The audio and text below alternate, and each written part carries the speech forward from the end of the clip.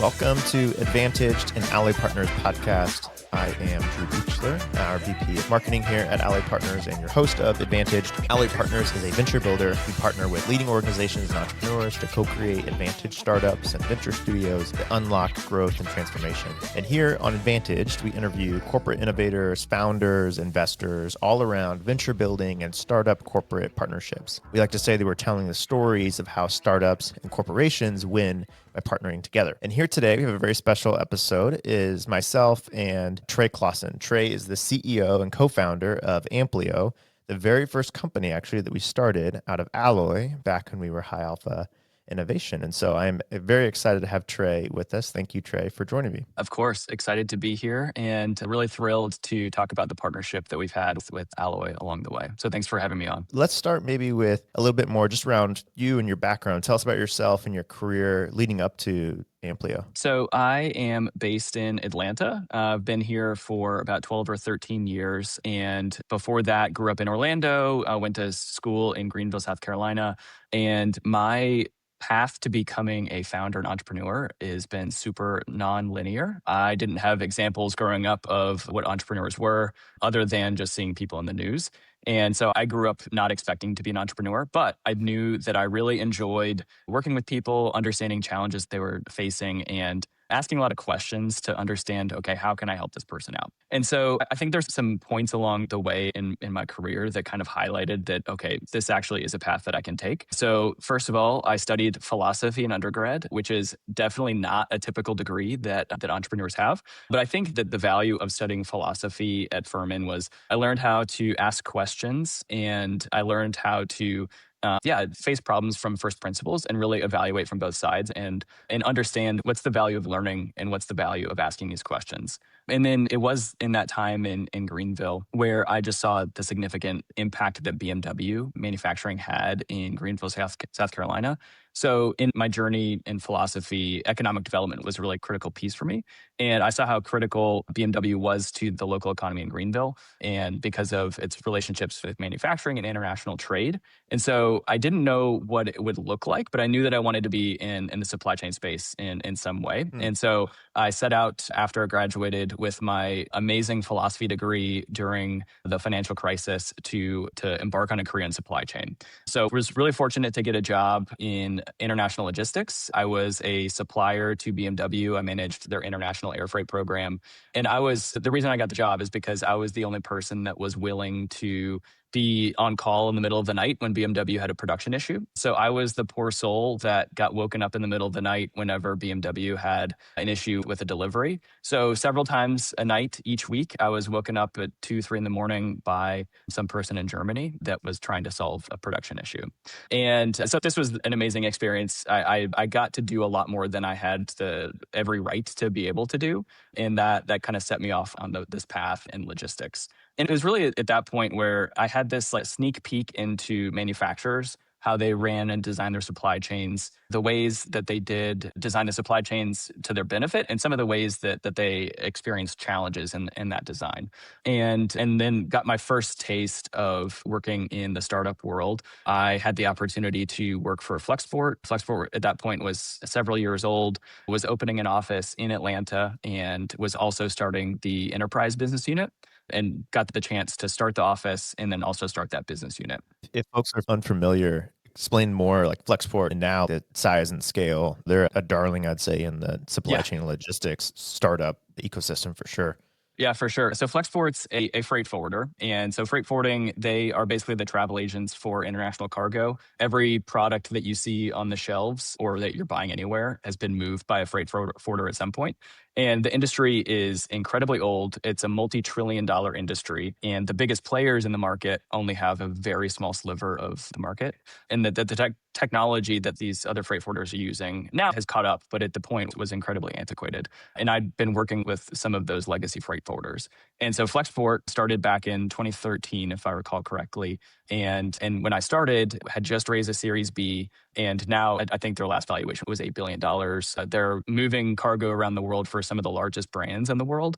And so now they are one of the top 10 global freight forwarders. But at the time, we had no right working with these large enterprise customers. And it was my job to help convince these customers that they should work with us. And so it was this awesome experience where I got to take the expertise that I developed in my career with the legacy forwarders and also learn what it was like to be in a startup. And then after that, transitioned into working for Georgia Pacific. So GP was one of my customers at Flexport. I was hired to run the international logistics team at GP. I honestly expected to be a GP or within Koch Industries my entire career. So GP is owned by Koch Industries. I expected to be there my entire career. It was an amazing opportunity to be at a large organization, but the culture is incredibly entrepreneurial. And so I got to be able to scratch that itch of working with a scaled organization, but then also explore my curiosities along the way and test and experiment new ideas. And that's really a credit to the culture of the company and also of the leaders that I was working with. I frankly never expected to embark out on starting a company until, frankly, I got connected to the Alloy team. Let's go through that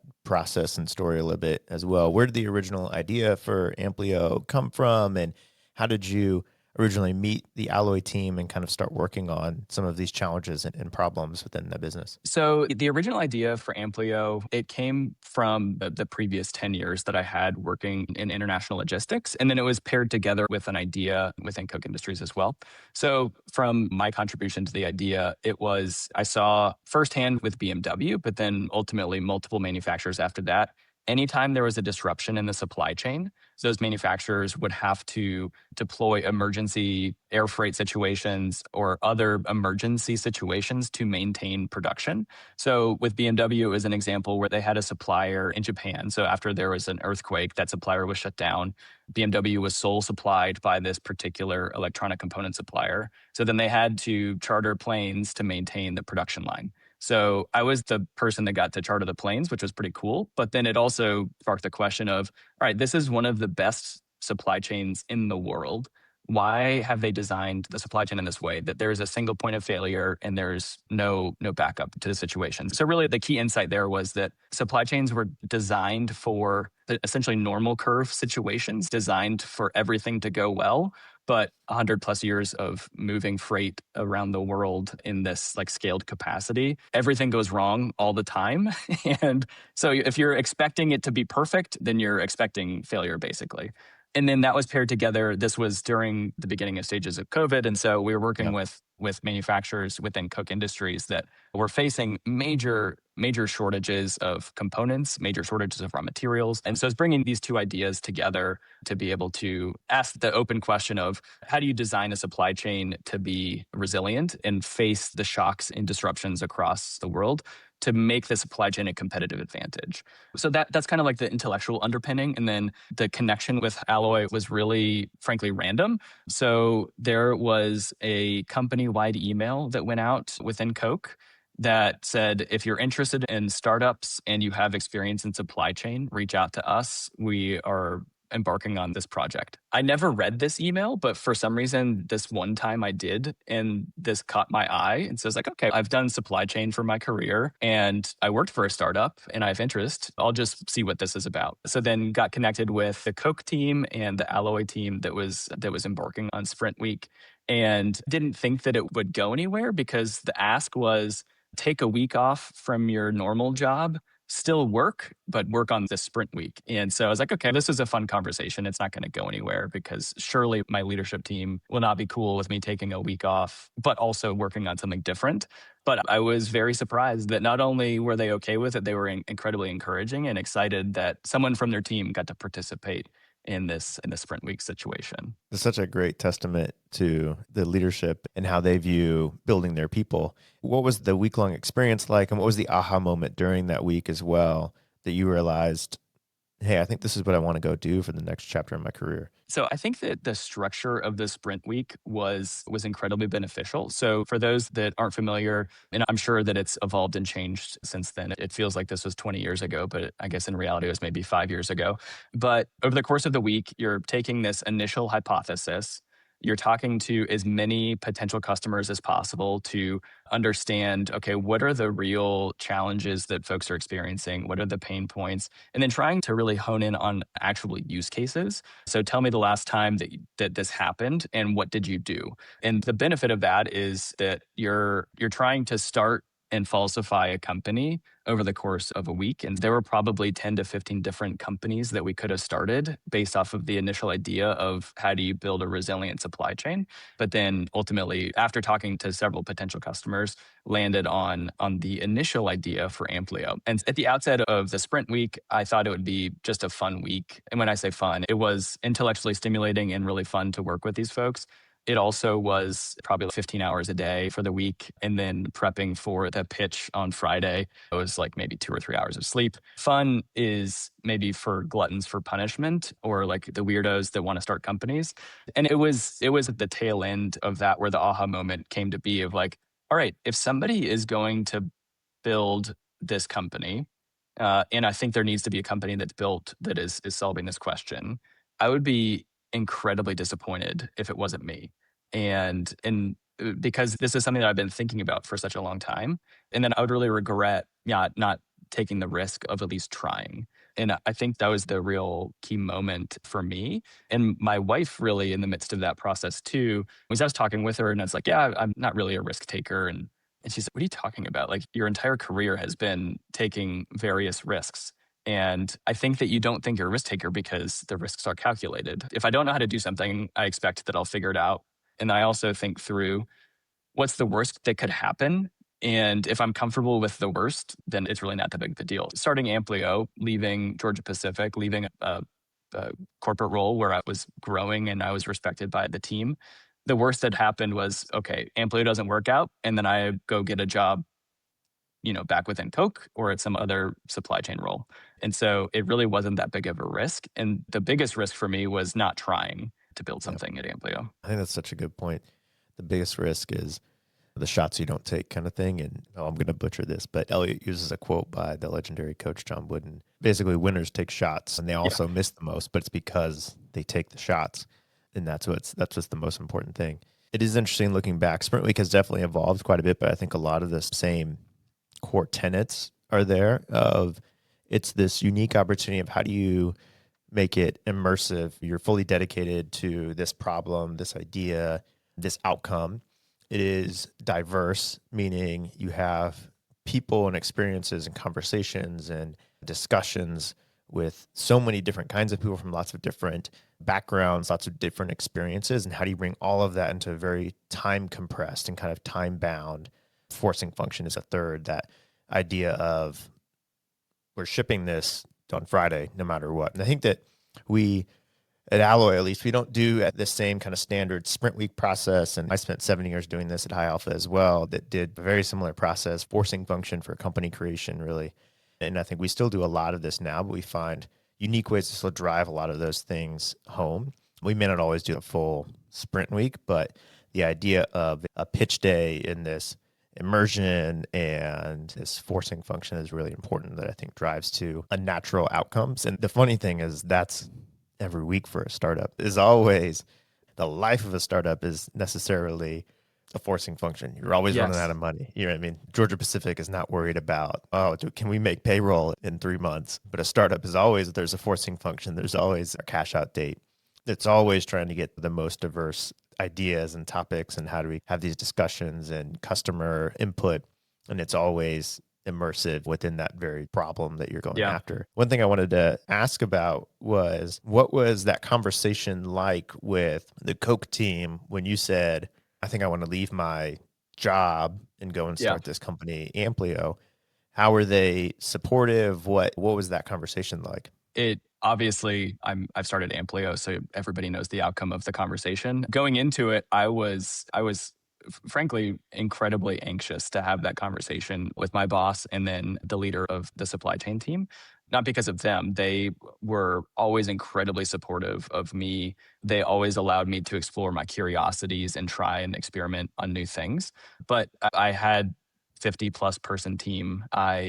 Taking a week off, the supply chain kept running. So like things would run without me. So it wasn't that I was naive in thinking that I was such a significant contributor to GP overall. But it was just like I did have an important role, and I was just nervous about having the conversation.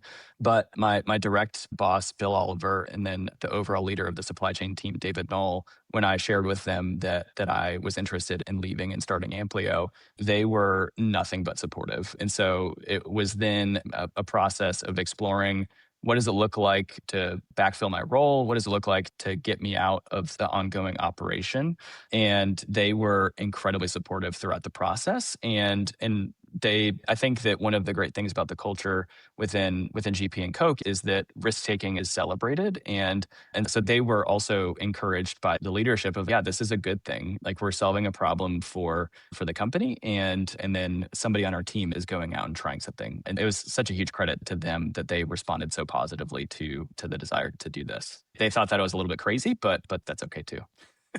Yeah, I think it's so important. Recently, Dave Ricks, the Eli Lilly CEO, said something in an interview that was very similar around, we are losing our best ideas and our best people who want to go start these companies. And we have to find a way internally to keep them at least aligned with our mission and vision as a company. I think that's so important. And a lot of what we preach and try to do at Alloy too is that this way of venture building is a perfect way to keep some of your brightest talent with the most amazing ideas from completely slipping away. And granted, we also have lots of opinions on, if you were to try to just build Amplio internally and was a wholly owned Koch entity and project within, it would have died and fizzled Yeah. out. And they're very big proponents of, why it needs to be external and live on its own and have its own life and death scenarios.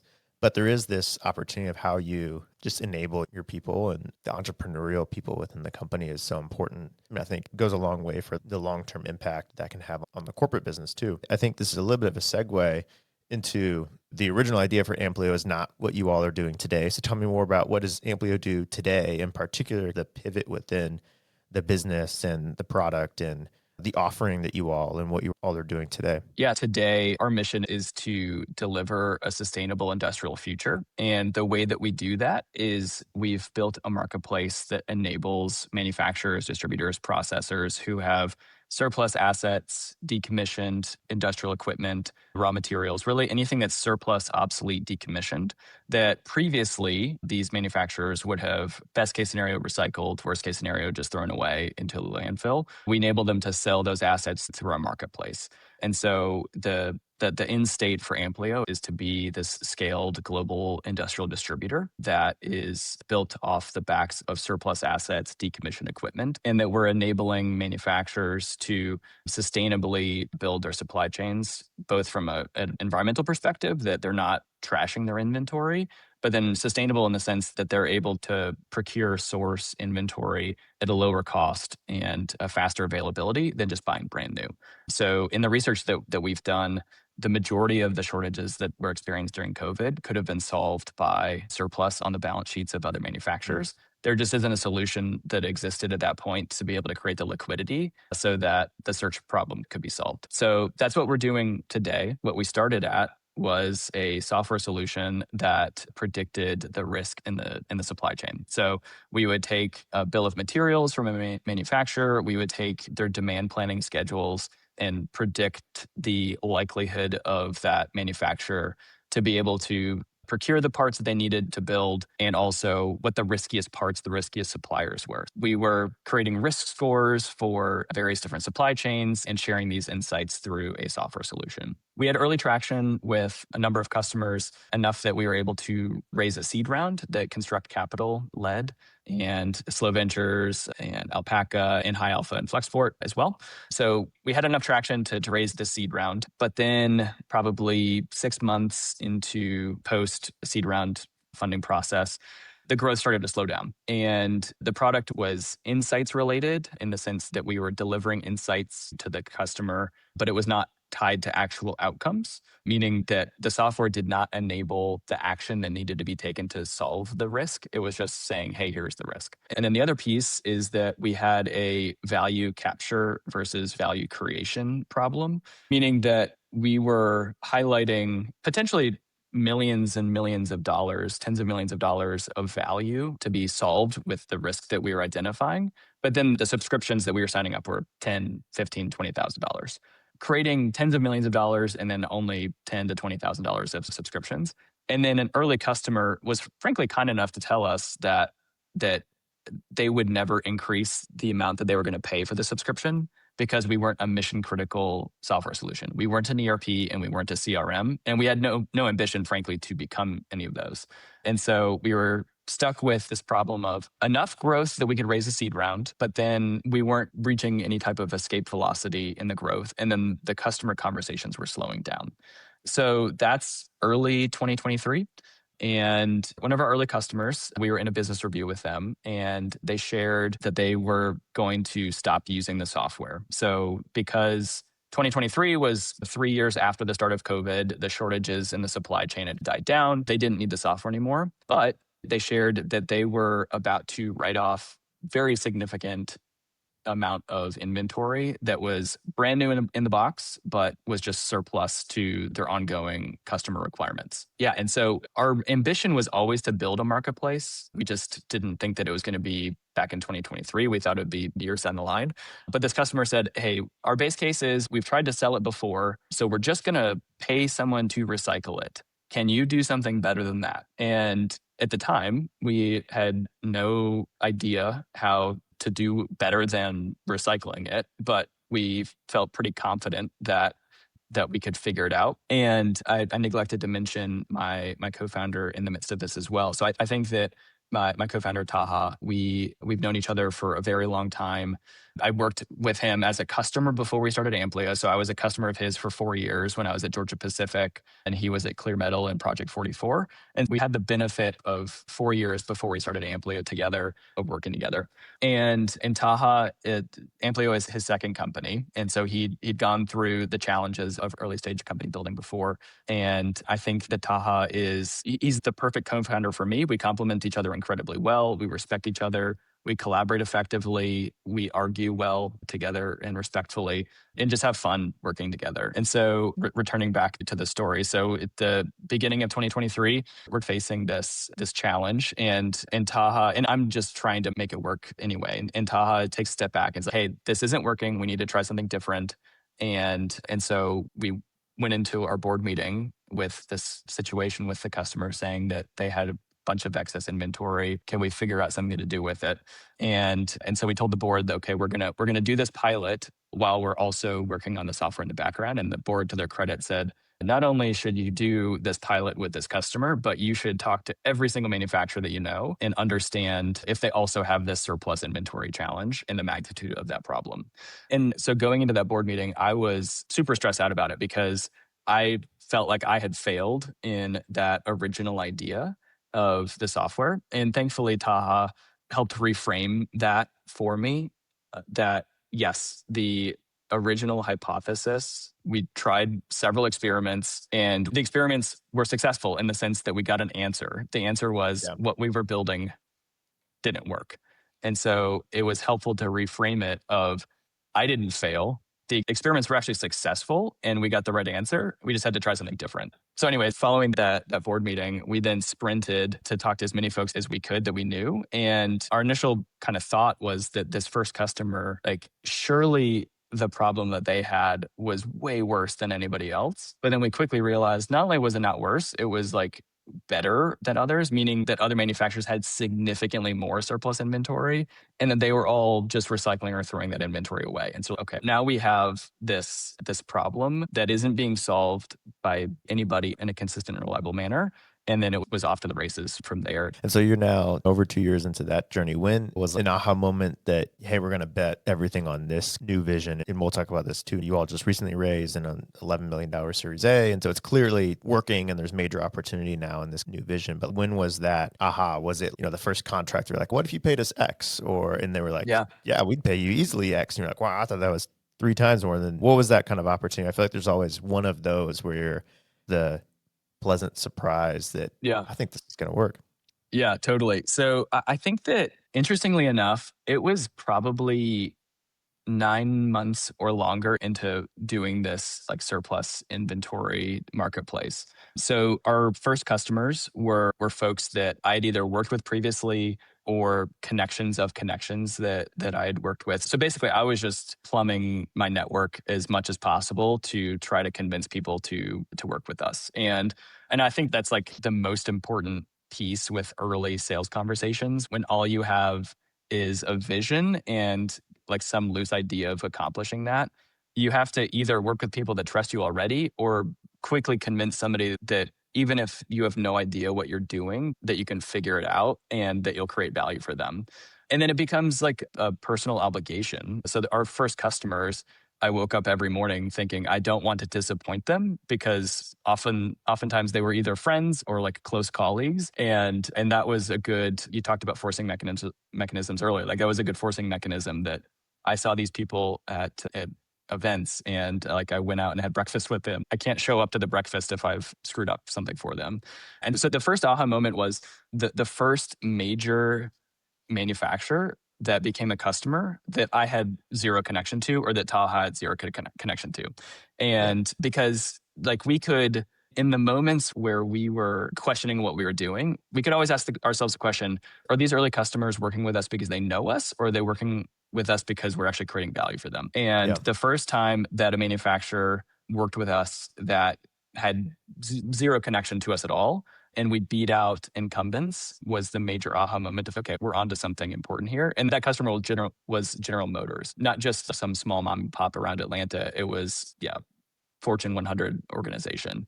And so at that point, we had meaningful revenue, but it was the first time where it was like a complete random connection into Amplio. At least one version of product market fit is an affiliated customer Yes. revenue. Yeah. I think it's really important. Maybe you highlight that too. Your early sales and partnerships in this front, you were selling into very large corporations successfully. How did you sell into these large corporations when all you have is a vision in many ways? So I think that like advice that I typically give to other founders is if you can sell to SMBs and mid-market organizations and you don't need enterprise customers early on, avoid enterprise customers if you can, because it takes a long time, it's challenging, sales cycles are long. We tried to sell into SMBs and mid-market organizations, but we found it's actually easier to sell into enterprise organizations. And I think the key insight there is that because the value prop is just so much more salient for a large manufacturer than it is for an SMB or mid-market company. With an SMB or mid-market company, you're talking to the owner who's making a decision to sell inventory, and they need cash as opposed to a holistic solution to solve the problem. The biggest value drivers for what we do at Amplio is getting inventory out of a warehouse, so resolving inventory carrying cost, taking over the solution so that the organization itself doesn't have to expend resources to solve it. And then third is really that cash return that we get for selling their inventory, whereas the small companies, they just want as much cash as possible. So then going back a little bit to your question of what do those early partnerships look like? It's trying to convince somebody that what we're doing is different and that it's worth experimenting with.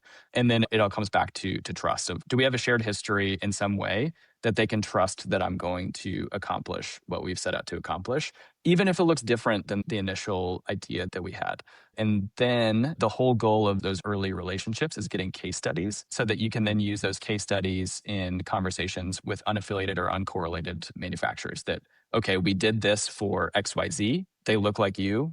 They have the same problem as you. Now it's easy to believe that we can do the same for you as well. And so I think that's the biggest insight is work with people that you know and trust, pursue a problem that you understand, and then that you have a network in. And I think that you highlighted this a little bit earlier too, of the benefits to the startup of working with these big companies is obvious. It's early access to customers. But then for the big co, the large enterprise, the benefit is that they have the opportunity to have early access to experimentation. Yeah. And what I mean by that is that the incentives for most large organizations is not to experiment, it's to continue doing what you're doing and make little optimizations along the way. But most folks are not incentivized to try and experiment, where there's a high degree of possibility that the experiment will yield a result that's not positive. And so these large organizations then get to have these little out of the money call options by working with startups that, okay, if this does work, then it's a huge value creation. If it doesn't work, then okay, we tried something and it didn't work. But you have to convince people early on that the vision is worth pursuing together and that they can have significant influence on what the product looks like moving forward as well. It's a lot of selling hopes and dreams. Yeah, it totally is. And it's so important. I think that bringing them along for the ride and how do they feel part of the team, part of the vision, part of the solution, how you structure all that is so important. One other big co-relationship that you all have really formed is on the financing side and investment side as well. So your most recent Series A was led by Hitachi Ventures, also had participation from Yamaha Ventures, which I think is just really salient and important in this conversation. Why did you choose to work with strategic corporate VCs specifically in this round, and how has that been strategic advantage to the Amplio business since then? Hitachi Ventures and Yamaha Ventures have been awesome partners with us, and it's just been truly beneficial to work together. I think that some of the reasons behind why we are working with them and wanted to collaborate together. So both organizations, they were able to very quickly in the diligence process ask their business units, do you have this problem that Amplio is solving? And is it solved by somebody else? And what took more traditional investors longer to understand the problem, Hitachi and Yamaha, they got it right away because they had that access to the business units to be able to really verify the problem. And then they were able to understand the vision of what we're building in ways that other investors just took longer to convince. And so it was such a positive relationship with both from the very beginning. And they have been just awesome collaborators in helping us to continue to evolve what we're doing now. And then I think that the added benefit too is that they are investors, their business units are not required to be customers of ours, but then we have a warm access point to the business units within Hitachi and Yamaha to pursue commercial relationships. And so there's significant value to us outside of just working with the investment groups within each of these companies. And then I think too, the incentives for both Hitachi and Yamaha, the investors are incentivized to make great investment decisions and they are incentivized to make winning investment decisions. And so what I mean by that is that they're not setting out to solve a problem for Hitachi or for Yamaha, they're setting out to make money. And so we wanted to have investors that were aligned with us in the long run and that wouldn't just be short-term investors, but that would really be long-term partners with us. We're coming up on the end here, and this has just been an incredible conversation. Thanks again for just the time. What advice do you have for other founders or even corporate leaders considering an approach like this, whether it's jumping out and starting their own company or working with an early stage startup as their first customer or as a design partner in a business? What kind of advice would you have for companies and people thinking about stepping into this world? Yeah. So I think the first one is the most important decision that you can make in the midst of this is finding the right co-founder. The idea is obviously important and pursuing an idea that's worthwhile is important, but having the right co-founder that you can enjoy working with and weather the storms is the most important piece. And so that's the first piece of advice is if you're wanting to start something, find somebody that you can enjoy working with over the long term. The second is that if for the founders that are eager to start something, just ask lots of questions, be really curious. And when you're asking questions, make sure that you're creating value. So even if you don't have a product that exists, if you can create value in some way, whether make a connection, creating a report, like doing something that creates value for somebody, it earns a lot of goodwill and then earns the right to come back when you actually do potentially have a product. And then I think for the companies that are considering this type of approach, the incentive alignment within a large corporation is, like I mentioned earlier, to make micro optimizations along the way and not rock the boat too much through experimentation. But the only way that you can have long-term significant sustained growth is through experimentation. And you need to place bets along the way with experiments to try to find new ideas to create either new business lines or to make macro optimizations to your business. And if you're not placing those bets, then you're going to die at some point. It might not be within your lifetime, but the company will eventually die. Do you think that the fact that Koch and Georgia Pacific are private companies as well contributed to their ability to think in longer term horizons and overcome that and get more to the experimentation culture, really? Yes, 100%. I think that is at the root of this for Koch and GP. And what I mean by that is that Koch is able to think in the long term because quarterly results and annual results matter, but they are thinking for the long-term time horizon and are much more comfortable with taking risk because the shareholders are the Koch family and Yeah. probably a few others at this point. And if there is a positive expected value for an experiment, even if it has 1 to 10% success, they're willing to take that bet because they want to, again, they want to play for the long run, and they're not having to drive towards quarterly earning reports or annual financial presentations. They're really looking to make outsized returns over the long run. And so I think that being private allows them to make those right bets because they're not having to cater to the public markets. And the public markets are incredibly beneficial in creating liquidity for investors, founders, giving access to investment. But then it often leads to short-term decision making that doesn't allow for that experimentation and risk taking. It's so important that how you take action, drive more urgency, take more experiments, more shots on goal, I think is just a resounding theme of this. And I think it's such an important perspective. Thank you so much, Trey. This was awesome. And thank you everyone for listening. And we'll be back with another episode coming soon. Awesome. Thanks, Drew.